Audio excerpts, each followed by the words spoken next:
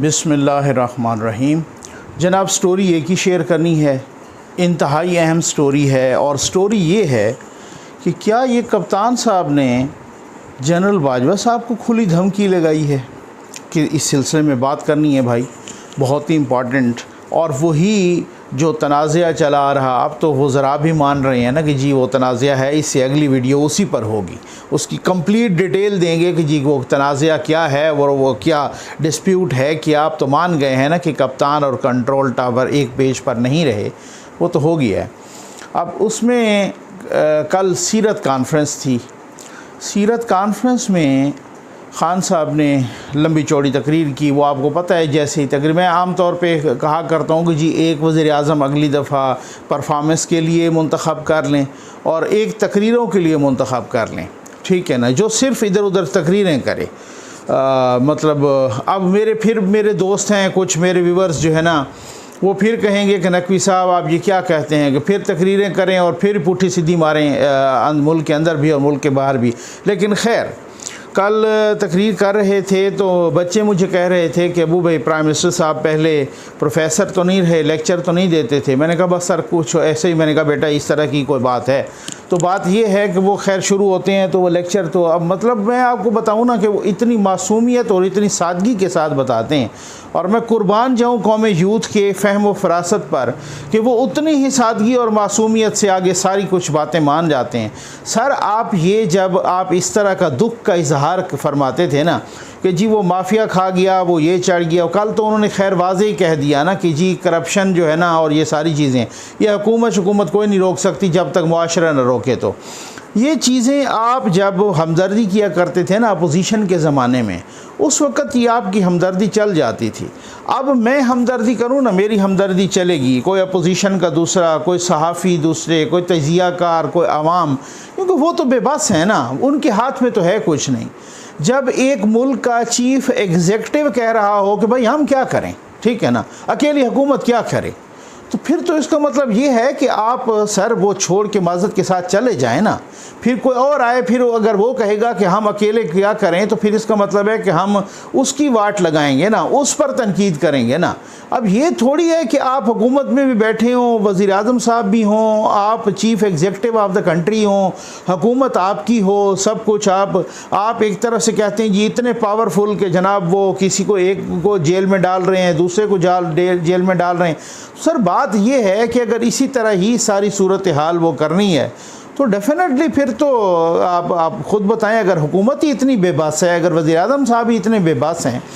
तो सर ये जो सूरत हाल है ना करप्शन का राग अलापना, ये मेरा ख्याल है अब नहीं चलेगा, अब चलने ही नहीं लगा। क्योंकि लोग कहते हैं कि जी आपने तो कहा था मैं 90 दिन में ख़त्म करूंगा, आपने तो ये कहा था वो कहा, बड़ी मासूमियत के साथ जनाब कि ये देखें वो लूट फूट के वो लंदन बैठा है, वो फलां उधर बैठा है। अब हालत ये है कि ख़ुद लंदन की अदालतें, जिधर कल भी आप तारीफ़ कर रहे थे विंस्टन चर्चिल की कि आपने फरमाया कि जनाब वहाँ पर उनने पूछा कि क्या हमारी अदालतें इंसाफ कर रही हैं, तो उन्होंने कहा जी कर रही हैं। उन्होंने कहा बेफिक्र हो, फिर हम जंग नहीं हारते। तो वहाँ जहाँ इतना इंसाफ हो रहा है, उन अदालतों ने भी क्लीन चिट दे दी है शहबाज शरीफ को, उसके बेटे को, शरीफ फैमिली को। इससे पहले आपने देखा ब्रॉड शीट में भी, तो वो मुख्तलिफ जगहों पर यहाँ अदालतों ने तो यहाँ पर तो दी ही दी है, इस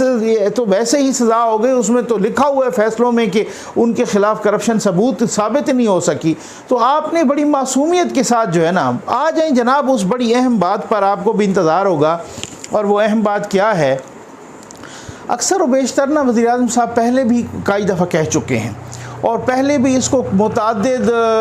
मतलब तजियाकार, सहाफ़ी और मुतअद्दिद बार, एक दफ़ा मैंने भी अपनी वीडियो में इसको पॉइंट आउट किया था कि भाई ये क्या चक्कर है, ये क्या मामला है। वज़ीर-ए-आज़म साहब बार बार इस वाक़ये का ज़िक्र क्यों करते हैं। और वो ज़िक्र कल भी उन्होंने किया। उन्होंने कहा कि जनाब कि भाई जो है ना हज़रत उमर रज़ी अल्लाह ताला अन्हु ने अपने कमांडर को, यानी कि आर्मी चीफ़ को, हज़रत खालिद बिन वलीद को उन्होंने जो है ना दौरान जंग तब्दील कर दिया। और मतलब वो फिर आगे कहा कि उन्होंने ये कहा कि क़ुव्वत ईमानी से जंग लड़ी जाती हैं, किसी को फ़र्द की मोहताज नहीं होती वगैरह। ये वो पहले भी कह चुके हैं। लेकिन अब इस तनाजुर में, इस सिनेरियो में लोग इसको बहुत ही दूसरे अंदाज में ले रहे हैं कि जी वो ये इस वाक़ये का इस मौके पर बयान करना, इससे क्या मुराद है। अब जब वो ज़रा भी मान रहे हैं कि जी टसल है, और वो सारे के सारे मान रहे हैं कि टसल है और मुतनाज़ा चीज़ बन चुकी और तनाज़ा मौजूद है और जनाब वो फटा पड़ा हुआ है, और इस मौके पर कहना क्या, इसके मानी क्या हैं। तो ये सीधी सीधी तजिया कार कह रहे हैं। बहुत सारे लोगों से मेरी कुछ होता है ना तजिया, और कुछ होता है अंदर के लोगों से बात, उनसे भी बात होती है, तो वो कह रहे हैं कि सीधा सीधा कप्तान साहब ने अपने आर्मी चीफ साहब को, जनरल बाजवा साहब को मुबैना तौर पर धमकी दी है। तो फिर इसका मतलब ये है कि अगर आप चीफ एग्जीक्यूटिव हैं, ऐसे ही धमकी देने से क्या है, तो फिर आप इस तरह से एक दफ़ा हिम्मत करके देख लें। बात तो ये है ना, ऐसे ही अगर धमकी लगा, पता नहीं कुछ 4-5 मरतबा पहले भी कह चुके, और कल ख़ास तौर पे, और कल का कहना तो फिर डेफिनेटली लोग अलर्ट हो गए ना, लोगों को क्लिक किया है ना ये चीज़ ने कि भाई यार ये क्यों कहा है। अच्छा, उसमें अब मैं आपको बताऊं कि अब बहुत सारी चीज़ें हैं। कुछ बातें इस तरह की हैं कि मैंने ख़ुद भी कहा कि जी ये बात ये है कि वो प्राइम मिनिस्टर का प्रेरोगेटिव होता है DGI-SI लगाना, उसी का डिस्क्रिशन होता है, उसका अख्तियार होता है, और इस अख्तियार का एहतराम होना चाहिए। लेकिन बाद में कुछ लोगों ने, अच्छा सिर्फ ये मैंने नहीं कहा, बल्कि हमने एक स्टोरी सेठी साहब की भी की थी, उसमें भी उन्होंने ये कहा कि ये आईनी ज़रूरत है। अच्छा, बात ये है कि मैंने सिर्फ वो ये नहीं है कि वो सेठी साहब वाली बात, उससे पहले मैंने कहा, मैंने कुछ आईनी माहिरीन से, ख़ास तौर पर कुछ जो लोग आर्मी एक्ट को जानते थे और जो कुछ लोग इस तरह से वहाँ पे रह चुके थे, उनसे भी बात की, तो उन्होंने भी कहा कि जी बिल्कुल प्राइम मिनिस्टर साहब की ये अख्तियार है, और इस तरीके से, और वो डट गए और उन्होंने कहा कि मैं साइन नहीं करूँगा, आपने मुझसे पूछे बगैर किया तो किया क्यों है। अच्छा, अब उसके बाद जो है ना मुख्तलिफ लॉयर्स की ओपिनियन आ रही है, और वो ओपिनियन मैं बिल्कुल जनाब यहाँ पे बयान करूँगा, और वो ओपिनियन जो है ना ख़ुद सेठी साहब ने ट्वीट भी की है, और वो ओपिनियन। अच्छा, अब मैंने भी बहुत सारे तो उन्होंने कहा जी बिल्कुल ऐसे ही है कि कोई इस तरह की कोई आइनी ज़रूरत नहीं है, कोई इस तरह की कोई कानूनी ज़रूरत नहीं है, कोई आइन में कानून में नहीं लिखा हुआ। हाँ, एक बात है कि वो chief executive of the country है, तो उसके साथ जो है ना ये वो करना चाहिए। अदरवाइज़ ये सिर्फ उस इदारे का अख्तियार है, और ये चूँकि इस तरीके के लोग होते हैं, और ये एजेंसी भी हमारी जो है ना वो ज़ाहिर है को सिविलियन एजेंसी तो है नहीं, ये अपना पाक फ़ौज की एजेंसी है ISI, तो इसमें एक जो मुकम्मल डिस्क्रिशन है या अख्तियार है वो आर्मी चीफ़ का है, या फिर वो कोर कमांडर्स का है। ज़ाहिर है जब कोर कमांडर्स मीटिंग होती है, तो कोर कमांडर मीटिंग एक यूँ समझ लें कि GHQ की कैबिनेट है, ठीक है ना, तो उस कैबिनेट का अख्तियार है, और उसमें, और वो समझते भी बेहतर हैं कि जिसको लगा है, तो उन्होंने उनको लगाया जनाब जनरल नदीम अंजुम साहब को, जो कोर कमांडर कराची थे, और उन्होंने कहा कि ये ऐसे बंदे हैं कि जो प्रोफेशनल सोल्जर हैं, ये ऐसे हैं कि जो उन्होंने जिस ज़रूरत को महसूस किया, तो उन्होंने इस ज़रूरत को भी महसूस किया, तमाम कोर कमांडर्स ने बशमूल जनरल बाजवा साहब ने, कि जी अब सियासत से पाक होना चाहिए ये इदारा, और किसी किस्म की जो है ना सियासी, क्योंकि इदारे पर तनकीद होती है ना, तनकीद छोटा लफ्ज़, इदारे को गालियाँ पड़ती हैं, ये बहुत बुरी बात है। अब दिफा के ज़ामिन इदारे को अगर गालियाँ पड़े तो मुझे आपको सबको दुख होगा ना। तो अच्छा, खैर, अब इस हिसाब से उन्होंने लगा, क्योंकि भाई यहाँ तो ये है ना, यहाँ तो हम देख चुके थे कि जी ये जब जनरल बाजवा साहब का केस गया था जस्टिस खोसा साहब के पास, और वहाँ पर ऐसी बातों को पता चला कि पहले किसी को नहीं पता था। जैसे आप यकीन करें कि वहाँ पर ये पता चला कि ये जो 2 दफ़ा कियानी साहब को एक्सटेंशन दी गई, मुशर्रफ साहब ने अपने आप को एक्सटेंशन देते रहे, और इधर उधर होता रहा,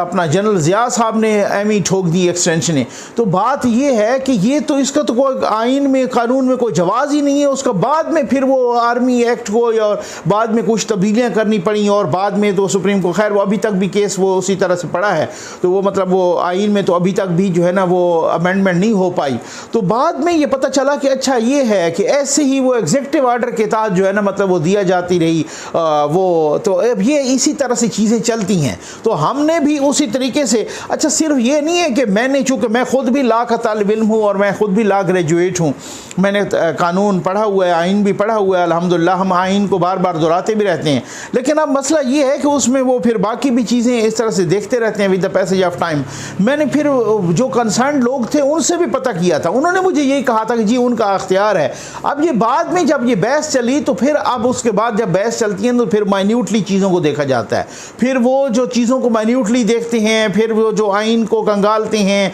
फिर कानून को कंगालते हैं, फिर उन एक्ट्स को कंगालते हैं, उन सारी चीज़ों को निकालते हैं आइनी माहिरीन। फिर उन्होंने ये कहा, फिर अच्छा फिर मैंने भी दोबारा उन्होंने कहा जी बिल्कुल हाँ ऐसे है कि इस पे खामोश है आइन या खामोश है कानून, या इस तरीके से वो नहीं है कि जी कोई प्योर कहीं पे लिखा हो कि हर सूरत में ये जो है ना प्राइम मिनिस्टर ऑफ पाकिस्तान ने ही DGISI को अपॉइंट करना है। मैं एक सलीम साफ़ी साहब का ट्वीट वो करूँ,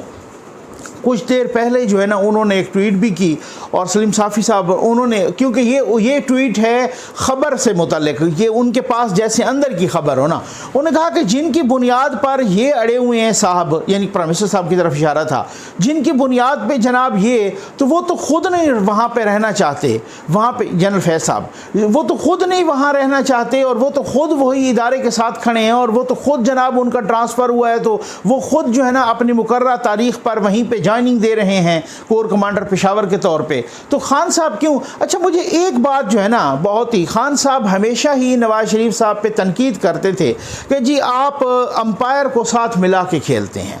अब खान साहब अगर मुझे ये बताएं, कप्तान साहब वज़ीर-ए-आज़म पाकिस्तान इज़्ज़त मआब, मुझे आप ये बताएं कि अगर आपको कोई गरज नहीं है, आप में करप्शन भी नहीं है, आप उस इदारे का यानी ISI का सियासी रोल भी नहीं चाहते, आप अगले इलेक्शन को रिग करके जीतना भी नहीं चाहते, आप कोई इस तरह की बात नहीं करना चाहते मिसाल के तौर पे, ठीक है ना, तो फिर तो आपको गरज ही नहीं होना चाहिए। जैसे आपने अपनी एक पिछली तकरीर में कहा था कि मैं करप्ट नहीं हूँ तो मुझे क्या गरज कि कौन आर्मी चीफ और कौन DGISI और कौन क्या है, तो मैंने जब करप्शन ही नहीं की। अब बड़ी खूबसूरती के साथ जो है ना, तो सर फिर आपको तो कोई गरज नहीं होनी चाहिए ना, फिर जो भी हो, ये क्यों आप बिगड़ गए हैं कि जनाब ये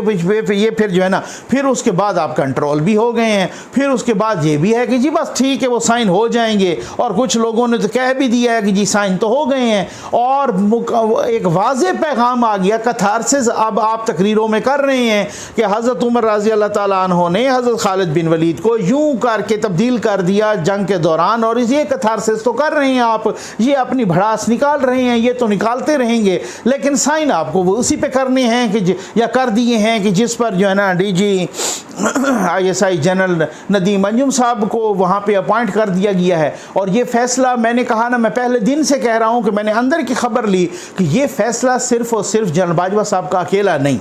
ये फ़ैसला तमाम कोर कमांडर्स का है, ये फ़ैसला पूरे GHQ का है। इसी वजह से ISPR ने बहुत ही एहतियात के साथ ये अनाउंसमेंट की थी, अदरवाइज़ जो पहले 1-2 दिन फटा पड़ा हुआ था, ये ऐसे अनाउंसमेंट ना आती अगर ये फ़र्द वाहिद का मामला होता। अगर सिर्फ आर्मी चीफ साहब एक तरफ होते और पूरे का कोर कमांडर्स दूसरी तरफ होते तो ये अनाउंसमेंट ना आती। ये अनाउंसमेंट आई ही उसी वक्त है कि जब तमाम के तमाम एक पेज पर थे और सारे के सारे, तो उस वक्त तो भाई वो बात तो वही है, वो एक सफ़ा या एक पेज तो फट गया है, ठीक हो गया ना। अब किसी को शक हो या किसी को कोई यकीन हो, ये इस तरह से वो मरियम नवाज साहब ने जैसे कहा था ना, जो सेम पेज है वो जल्द ही शेम पेज बन जाएगा, तो वो शेम पेज तो बन गया है, वो तो कोई इसमें ढकी छुपी तो कोई बात ही नहीं है। अब कल वज़ीर-ए-आज़म साहब ने, आप ख़ुद बताएं कि उन्होंने जनाब उनको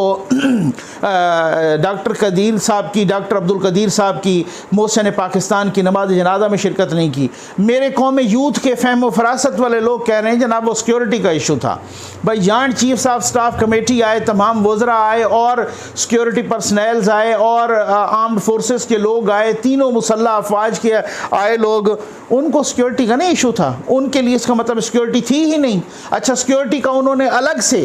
से बनाया हुआ था, वहाँ पर एक सिलसिला जो VVIP थे, वो जो लोग वहाँ गए हैं उनको वो गवाही देंगे मेरी, तो वो जो है ना मतलब उन्होंने अलग से वो बनाया हुआ था। अवाम का तो जम्मे गफ़ीर था जनाब, वो तो बहुत ही पता नहीं कहाँ, और वो आप यकीन कीजिए कि वो तो फिर वो लोग तो वो जा रहे थे कि उसके जनाजा ख़त्म हो गया था तब भी लोग आ रहे थे, क्योंकि वो रश इतना था ना, लोग पहुँच ही नहीं पाए। तो अब सिक्योरिटी का इशू सिर्फ कोई प्राइम मिनिस्टर को होता है, जितने वज़रा गए उनको नहीं सिक्योरिटी का इशू, जितने मुसल्लह अफवाज के लोग गए उनको सिक्योरिटी का इशू नहीं है, तो वो गए नहीं है, पता नहीं अब वो किस हवाले से, क्या तो हम परस्ती थी मुबैना तौर पे या कोई और इशू था, वो क्या सूरत हाल थी, वो क्यों नहीं गए। और अब तो एक ख़त भी सामने आ गया है, उसको भी डिस्कस करेंगे इंशाअल्लाह।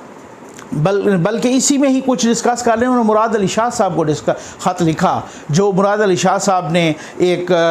जो है ना गुलदस्ता भी भेजा था फूलों का और उनकी तीमारदारी के लिए। और जनाब मोहसिन पाकिस्तान ने इस सूरत में भी देखें, आप वो बीमारी के बिस्तर पे पड़े थे, बिस्तर मर्ग पे पड़े थे, तब भी उन्होंने क्या वज़ादार इंसान थे कि उन्होंने शुक्रिया अदा करना, अपने हाथ से लिखा हुआ ख़त मुराद अली शाह साहब को भेजा कि जी देखें, आप ही ने, मेरे सूबे के वज़ीर आला ने मेरा एहसास किया है और मैं आपका बहुत शुक्रगुजार हूँ। और साथ इनको रगड़ा भी सही कि कोई वज़ीर मेरे पास नहीं आया, कोई मुशीर नहीं आया, कोई वज़ीर आज़म,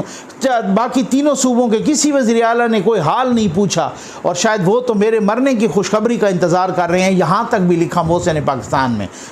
ने। तो ये हालात हैं और ये सूरत हाल है। अब देखते हैं कि जनरल बाजवा साहब का और ये क्या सूरत हाल और कहाँ तक पैसिफाई होती है। मुझे नहीं लगता, तारीख़ बता रही है कि एक दफ़ा जब गड़बड़ ख़त्म शुरू हो जाए तो वो ऐसे ख़त्म होती नहीं है। ये आप भी मेरी गवाही देंगे, हर मेरे व्यूअर सुनने वाले बहुत समझदार हैं, मुझसे बहुत ज़्यादा हिस्ट्री जानते हैं, मैं हिस्ट्री का लवर हूँ, लेकिन वो मुझसे भी बहुत ज़्यादा जानते हैं। आप गवाही देंगे कि एक दफ़ा ऐसा फड्डा शुरू हो जाए, वो फड्डा ख़त्म नहीं हो पाता, वो ख़त्म किसी और चीज़ पे होता है। अल्लाह ताला इस मुल्क पर रहम करम करे, इस कौम पर रहम करम करे। उम्मीद है आपको वीडियो पसंद आई होगी। आपका बहुत बहुत शुक्रिया।